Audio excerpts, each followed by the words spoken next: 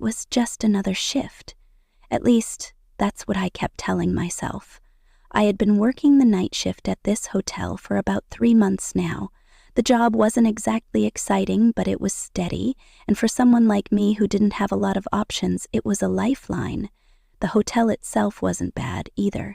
It had its charm, an old colonial building renovated just enough to seem modern, but still holding on to its eerie silence at night. The one part that never sat right with me, though, was the swimming pool.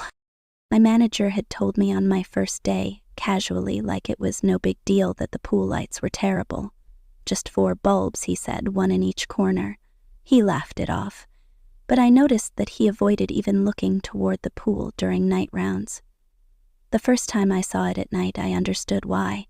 The room was enormous, high ceilings, long echoing walls, and the lighting was so dim that you could barely see the ripples in the water unless you were standing right over it. The shadows clung to the corners like they had lives of their own.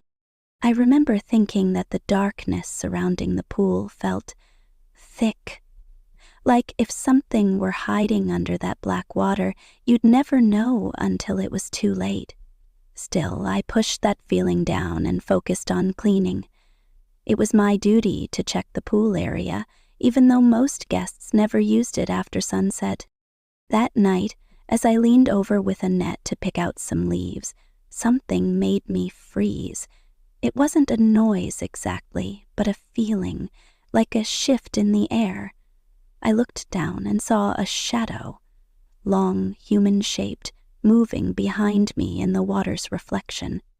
I turned around so fast I nearly fell into the pool. But there was nothing, just the stale, damp air and that eerie silence that seemed to fill every corner of the room. I told myself it was my mind playing tricks. After all, I hadn't had much sleep the night before. I forced myself to finish cleaning, locked the pool room tight, and practically jogged back to the reception counter.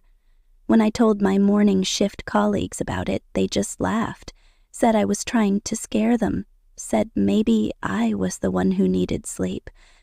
But deep inside, I knew what I saw. About a month later, the night that truly changed everything happened.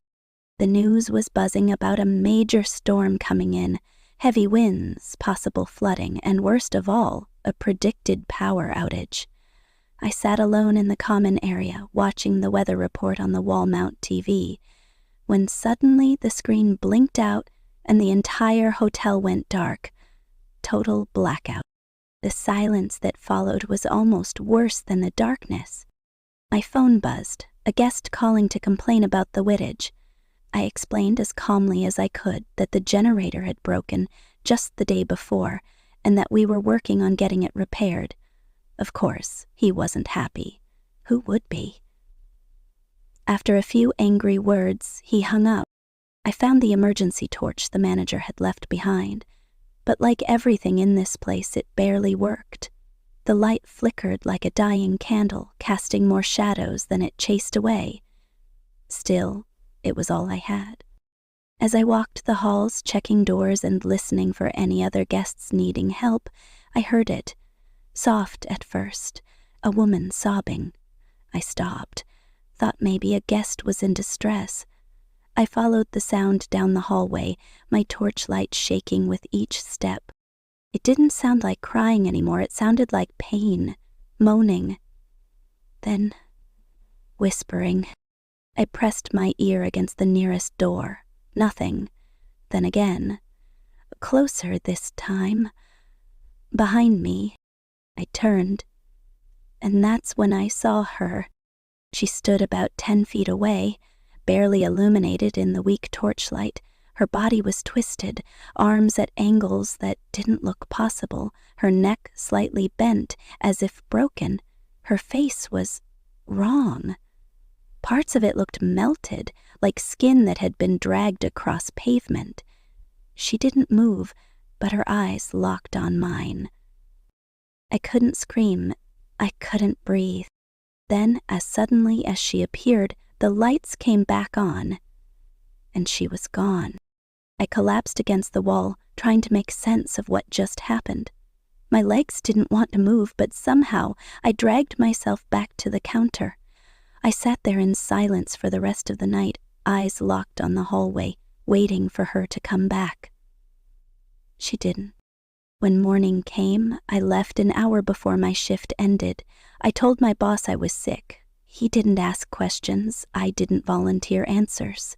But every time I closed my eyes to try and sleep, I saw her face, that melted, broken face.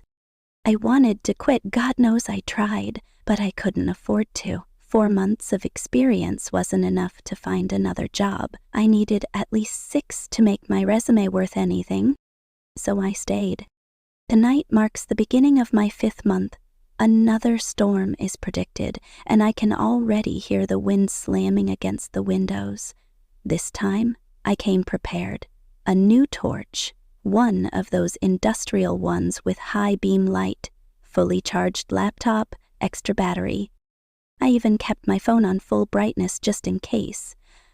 I thought maybe if I was better prepared, the fear wouldn't get to me.